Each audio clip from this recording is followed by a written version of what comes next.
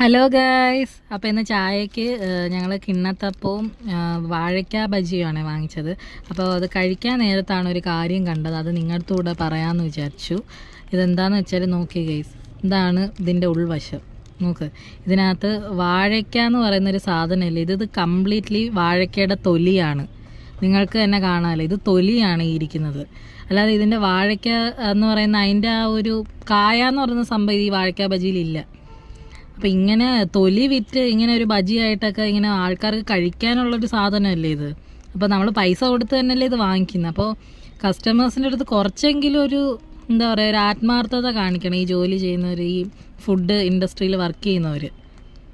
ഇത് കണ്ടപ്പോൾ എനിക്ക് നിങ്ങളുടെ അടുത്തൂടെ പറയണമെന്ന് തോന്നി. ഇത് ചിലർക്കെങ്കിലും ഇത് മനസ്സിലാവും ഇതിൻ്റെ ബുദ്ധിമുട്ട്. നമ്മളും പൈസ എന്തൊക്കെ കഷ്ടപ്പെടുന്നവരാണ്.